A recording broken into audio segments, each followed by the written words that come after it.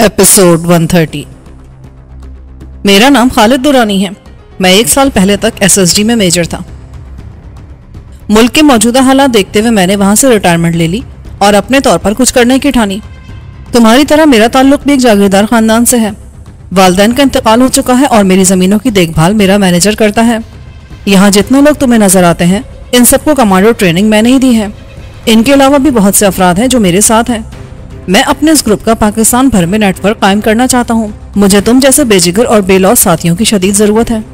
मैं हर तरह से तुम्हारे साथ हूँ। मैंने कहा, मगर इतने बड़े पैमाने पर यह काम कैसे करोगे? क्या ये हुकूमत की खुफिया एजेंसियों की नजरों में नहीं आएगा? इसी दौरान में एक मुसल्ला नौजवान भाप उड़ाते हुए कॉफी के 2 मग ले आया और फौजी अंदाज में से सल्यूट करने के बाद लौट गया। दुरानी मेरी बात सुनकर मुस्कुरा दिया। मैंने कोई काम हवा में नहीं किया है। मुझे इस सिलसिले में हुकूमत की सरपरस्ती हासिल है। मुझे अपने तौर पर हर वो काम करने की आज़ादी है जो मुल्क और कौम के मफाद में हो। इस सिलसिले में मुझे कई बड़ों का ताउन भी मैसर है। शर्त यह है कि कोई काम करते हुए पकड़े जाने की सूरत में कोई भी हमारा पुरसाने हाल ना होगा, क्योंकि हमारा टारगेट रॉ, मोसाद और सबसे बढ़कर अमेरिकन CIA है। अगर हुकूमत ने हमारी किसी कार्रवाई की जिम्मेदारी कबूल कर ली तो बैनुल अक़वामी प्रेस आसमान सर पर उठा लेगा। हुकूमत पर इंतहा से ज्यादा बैरूनी प्रेशर पड़ेगा। यानी कामयाब रहे तो हीरो, वरना जीरो। मैंने मुस्कुराकर कहा, हाँ, कुछ ऐसी सूरत हाल है। अब अगर मुनासिब समझो तो मुझे ये भी बता दो कि हमारी नफरी कितनी है। मेरे पास इस वक्त तकरीबन 115 ट्रेंड कमांडोज हैं। उनमें से 11 SSG के रिटायर्ड कैप्टन हैं। ये सीनियर अफसरान 10-10 आदमियों के कमांडर हैं। तुम्हें मिलाने के बाद हमारी नफरी में 3 अफराद का इजाफा हो जाएगा। 3 नहीं बल्कि 5 अफराद रखो।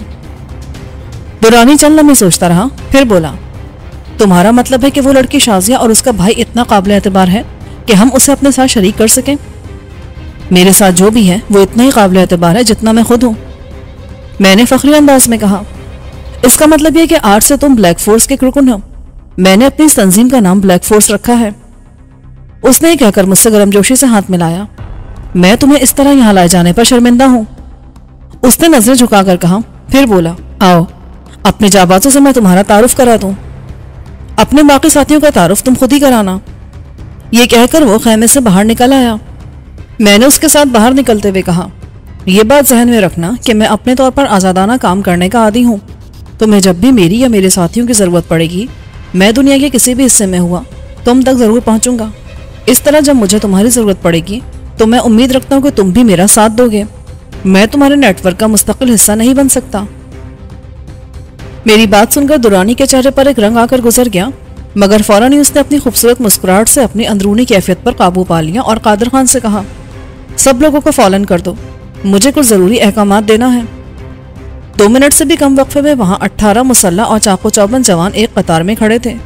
उनके कसरती जिस्म देखकर ऐसा लग रहा था जैसे उनके जिस्मों में बिजलियां भरी हों। साथियों, दुरानी ने कहना शुरू किया, ये कामरान साहब हैं। गायबाना तौर पर तो तुम सभी इनसे वाकिफ हो गए। आज से ये भी हमारी सफ़ों में शामिल हो गए हैं। तुम इनका और इनके साथियों का भी इसी तरह एहतराम करोगे जिस तरह मेरा करते हो। मेरा नाम शायद उनमें से किसी के लिए भी नया नहीं था। उन सब ने बारी बारी इंतहाई गर्मजोशी, अकीदत और एहतराम से मुझसे मुसाफा किया। उनके चेहरे खुशी से दमक रहे थे। ये फिलहाल अपने ठिकाने पर रहेंगे, मगर मुझसे 24 घंटे इनका राब्ता रहेगा। कादर खान, तुम अपना ट्रांसमीटर कामरान साहब को दे दो। तुम्हारे लिए बाद में दूसरे ट्रांसमीटर का बंदोबस्त कर दिया जाएगा। वो ट्रांसमीटर साख्त में सिगरेट के पैकेट के बराबर था और अमेरिका की मारूफ कंपनी SCC का तैयार किया हुआ था।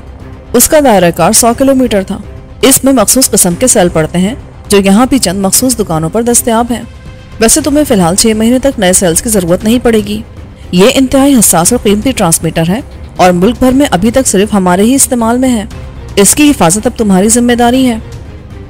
ये कीमती जरूर है और अभी इतना आम भी नहीं हुआ, मगर इस खुशहामी में मत रहना कि ये ट्रांसमीटर सिर्फ हमारे ही पास है।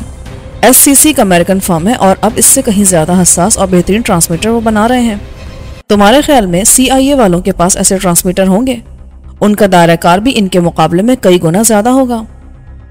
एनीहाउ, दुरानी ने कहा, उनके पास अगर ये ट्रांसमीटर होंगे भी तो कोई फर्क नहीं पड़ता। हम कोर्ट्स में गुफ्तगू करते हैं, वो कोर्ट तुम्हें भी सीखना पड़ेंगे। अब मैं चलूंगा, मेरे साथी परेशान हो रहे होंगे।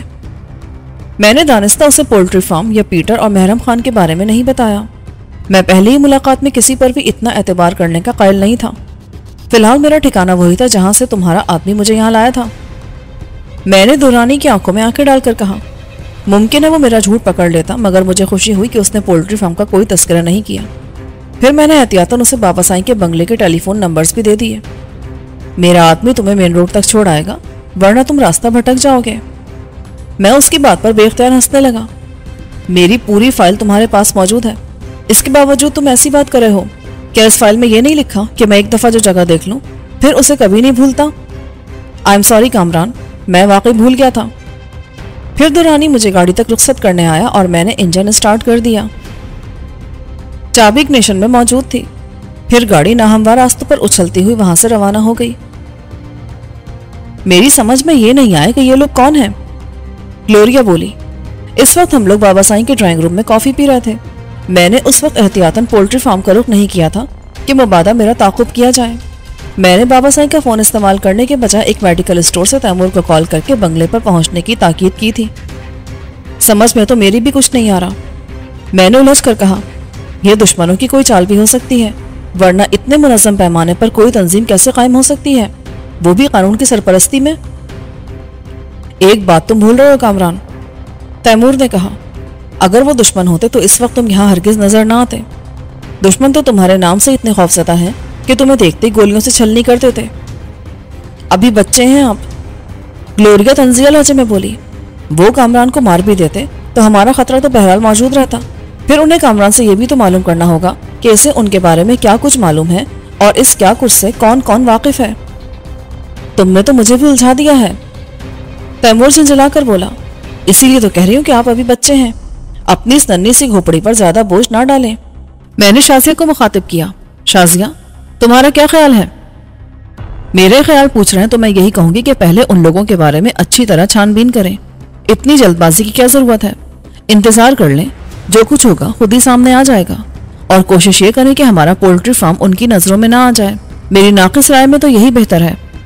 गुड आइडिया, ग्लोरिया सताइशी अंदाज में बोली। तो फिर यह तय हो गया कि पहले हम उन लोगों के बारे में छानबीन करेंगे। इस मकसद के लिए नजीर से बेहतर कोई नहीं है। वो लोग मेरे हवाले से नजीर और शाजिया दोनों को जानते हैं। मुमकिन है मेरी फाइल में ना सिर्फ शाजिया और नजीर के बल्कि विजय और कांता के फोटोग्राफ्स भी हों और तफसील भी। मेरे कहने का मकसद ये नहीं था कि नजीर ये काम बजाते खुद करे। उसके बहुत से काबिल एतमाद दोस्त हैं, वो किसी से भी ये काम ले सकता है। इस काम के लिए बहुत तेज तर्रार और होशियार आदमी की जरूरत है, वरना वो लोग उसकी लाश तक गायब कर देंगे। इस सिलसिले में खानू मुनासिब रहेगा। नजीर ने पहली दफा जुबान खोली। वो ना सिर्फ इस मैदान का पुराना खिलाड़ी है बल्कि जीदारी में भी बेमिसाल है। जरूरत पड़ने पर वो उनमें से किसी को ठिकाने भी लगा सकता है। खैर, ये तो बात का मसला है। फिलहाल हमें महरम खान और पीटर की जुबान खुलवाना है। वो लोग। फोन की घंटी से मेरा जुमला अधूरा रह गया। मैंने शाजिया को फोन अटेंड करने का इशारा किया और कहा कि फिलहाल हम में से यहाँ कोई मौजूद नहीं है। शाजिया ने रिसीवर उठा लिया और मुतरन्नम लहजे में बोली, yes, whom do you want? उसने चंद लम्हे दूसरी तरफ की आवाज सुनी, फिर बोली, नहीं, वो तो मौजूद नहीं है। मैंने शाजिया को स्पीकर ऑन करने का इशारा किया। इतनी खूबसूरत लड़की के मुंह से झूठ अच्छा नहीं लगता। दूसरी जानिब से जो आवाज आई वो दुरानी की थी। कामरान जब से इस बंगले में दाखिल हुआ है एक लम्हे को भी बाहर नहीं निकला है। ये आप कैसे कह सकते हैं? और क्या आप मेरी तस्वीर भी देख रहे हैं जो आपको मेरी आवाज खूबसूरत दिखाई दे रही है? मैं महज आवाज सुनकर ही अंदाजा लगा लेता हूँ कि मुखातिब की शख्सियत कैसी है। बहरहाल तुम कामरान को फोन दो, उसे बताओ कि दुरानी लाइन पर है। मैंने हाथ के इशारे से शाजिया को खामोश रहने का इशारा किया और तल्ख लहजे में बोला, मिस्टर दुरानी, ये तुम मेरी निगरानी किस खुशी में करा रहे हो? मैं इस बात को क्या समझूं? तुम मेरे लिए इंतहाई कीमती हो कामरान। ये निगरानी नहीं, तुम्हारी हिफाजत कर रहा हूं मैं। दुरानी अपनाइयत से बोला, मैं अपनी हिफाजत खुद कर सकता हूँ। अब से पहले भी तो मैं अपनी हिफाजत खुद ही करता आया हूँ। अपने गार्ड्स मेरे सर पर मुसल्लत करने की कोशिश मत करो, वरना वो दुश्मनों के धोखे में मेरे हाथों या मेरे किसी साथी के हाथों मारे जाएंगे। ओके ओके, तुम्हें अगर पसंद नहीं है तो मैं उन दोनों को वापस बुला लेता हूँ। उन दोनों के पास ट्रांसमीटर है। मैंने जल्दी से ट्रांसमीटर जेब से निकाला और उसे ऑन कर दिया। थोड़ी देर तक ट्रांसमीटर पर हवा की सरसराहट और शोर सुनाई देता रहा। फिर दुरानी की आवाज उभरी, हेलो, केडी कॉलिंग फॉर जीवन, केडी कॉलिंग फॉर जीवन, जीवन रिसीविंग। एक करख्त आवाज उभरी, तुम दोनों अपनी मौजूदा जगह छोड़कर फौरन HQ पहुंचो, ओवर एंड ऑल। इसका मतलब यह कि दुरानी ने वाकई अपने बंदे वापस बुला लिए हैं। तैमूर बोला, ये उसकी कोई चाल भी हो सकती है। ग्लोरिया ने कहा, यह भी तो हो सकता है कि उसने महज कामरान को सुनाने के लिए हुक्म दिया हो और उसके आदमी अब भी वहीं मौजूद हो। यह कोई इतना बड़ा मसला नहीं है। नजीर ने कहा, हम इस वक्त औरंगिया लालूखेत के इलाके में नहीं बैठे हैं। अगर उसके आदमी यहाँ मौजूद भी हुए तो वो ज्यादा देर तक हमारी नजरों से पोशीदा नहीं रह सकेंगे। इस इलाके में कोई भी मुश्तबा आदमी कितनी देर तक खुद को छुपा सकता है। बस शर्त यह है कि वो आसपास के किसी बंगले में मौजूद ना हो। यह भी तो हो सकता है कि वो किसी बंगले में छुपकर हमारी निगरानी करे हों। ग्लोरिया ने कहा, तो फिर तुम्हारे जहन में इसका कोई हल है? हम सारी उम्र तो यहाँ छुपकर नहीं बैठ सकते। फौरी तौर पर हमारा पोल्ट्री फार्म जाना भी जरूरी है। इसका बहुत आसान और सीधा सा हल है। ग्लोरिया ने इत्मीनान से कहा, हम लोग यहाँ से एक साथ 2 गाड़ियों में निकलते हैं। दोनों गाड़ियां मुखालिफ सिमत में जाएंगी। दोनों गाड़ियां आधे घंटे तक ऐसे इलाकों में मटरगश्त करने के बाद लौट आएंगी जहां ट्रैफिक बराए नाम होता है। अगर कोई गाड़ी हमारा ताक़ुब करेगी तो उन सड़कों पर वो हमसे ज्यादा देर तक छुप नहीं सकेगी। वेरी गुड, ग्लोरिया ने कहा, चलो अब चलने की तैयारी करो। पजेरो में तैमूर, नजीर और शाजिया जाएंगे। लैंड क्रूजर में तुम मेरे साथ चलोगे। ग्लोरिया उठ खड़ी हुई। दोनों गाड़ियां आगे पीछे गेट से बाहर निकली। लैंड क्रूजर की ड्राइविंग सीट पर मैं था। पजेरो नजीर ड्राइव करा था और हम लोग किसी भी इम्कानी खतरे से निपटने के लिए बिल्कुल तैयार थे।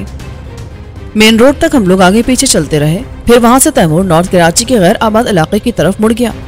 मेरी गाड़ी का रुख यूनिवर्सिटी रोड की तरफ था। मैंने दानिस्ता सोहराब रोड से जाने के बजाय ज़ियाउद्दीन मेमोरियल हॉस्पिटल वाला रास्ता इख्तियार किया। मैं उस वक्त पूरी तरह चौकन्ना था। मुझसे ज्यादा चौकन्ना ग्लोरिया थी और अकब का बहुत बारीक बीनी से जायजा ले रही थी। उन दिनों आबादी कराची यूनिवर्सिटी से आगे तक नहीं फैली थी। मैं यूनिवर्सिटी से तकरीबन 15 किलोमीटर आगे निकल गया। सड़क के इर्द गिर्द खुदरा झाड़ियां थी या फिर कुछ बिल्डर्स ने फ्लैटों की तामीर के लिए बुनियादें खोदी थी। उस सड़क पर उस वक्त तक दूर दूर तक हमारी गाड़ी के सिवा कोई गाड़ी दिखाई नहीं दे रही थी। मैंने गाड़ी को यू टर्न दिया और वापसी में नीपा चौरंगी से राशिद मिन्हास रोड के उस सिमत मुड़ गया जहां डालमिया सीमेंट फैक्ट्री और ड्राइव इन सिनेमा है। वो इलाका भी इन दिनों वीरान था। फ्लैट्स की तामीर शुरू हो चुकी थी। इसके बावजूद वहां आए दिन लोग लुटते रहते थे, कत्ल होते रहते थे। वहां भी मुझे कोई मशकूक गाड़ी दिखाई नहीं दी। मैंने गाड़ी का रुख स्टेडियम रोड की तरफ मोड़ दिया और हसन स्क्वायर से होता हुआ सीधा नाजमाबाद चौरंगी जा निकला। वहां से वो पुल अबूर करने के बाद जो नाजमाबाद और नॉर्थ नाजमाबाद को आपस में मिलाता है, मैं दोबारा बाबा साईं के बंगले पर पहुंच गया। इसे कहते हैं खोदा पहाड़ और निकला चूहा भी नहीं।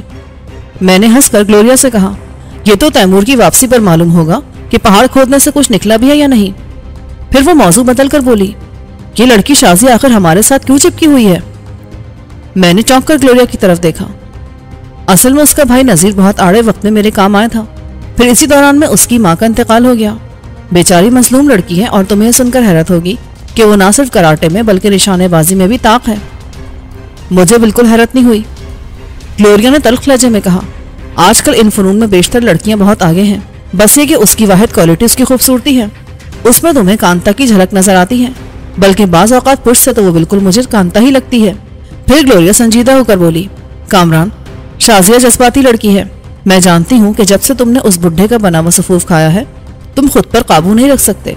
मगर मैं सिर्फ इतना कहूंगी कि इस मासूम लड़की से फ्लर्ट मत करना। या तो उससे शादी कर लो या फिर इसे साफ साफ बता दो कि वो तुमसे कोई उम्मीद वाबस्ता ना करे। जहां तक मेरा ताल्लुक है, मैं इतनी पारसा नहीं हूँ। तुमसे पहले भी कई मर्द मेरी जिंदगी में आ चुके हैं। ये बात तुम भी अच्छी तरह जानते हो और ये भी जानते हो कि अब कोई तुम्हारे सिवा मेरी जिंदगी में दाखिल नहीं होगा। मैं जिस माशरे से ताल्लुक रखती हूँ वहाँ मर्दों का बैक वक्त कई लड़कियों से ताल्लुक मायूब नहीं समझा जाता। मगर शाजिया की बात और है। वो जिस अंदाज में तुम्हें हसरत भरी निगाहों से देखती है उसे मैं अल्फाज में बयान नहीं कर सकती।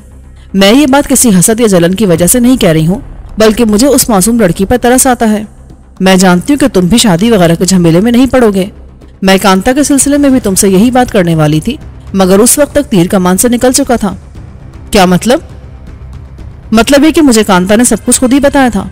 उसके बाद हम लोग पाकिस्तान आ गए थे। तुम्हारे ज़हन में ऐसी कोई तरकीब है कि शाजिया से मेरा पीछा छूट जाए तो उसे फौरन आजमाओ। मुझे इस पर बिल्कुल एतराज नहीं होगा। उसी वक्त मेन गेट खुलने की आवाज आई तो ग्लोरिया खड़ी हो गई। लो, तैमूर भी आ गया। वाह भाई, इस बहाने हम लोगों की सैर भी हो गई। एक जगह रुककर आइसक्रीम खाई और सुनसान सड़कों पर लॉन्ग ड्राइव का लुत्फ भी उठाया। मगर हमारे ताक़ुब में कोई गाड़ी नहीं थी। ये ग्लोरिया तो बाज़ औक़ात अपने साय से भी भड़कने लगती है।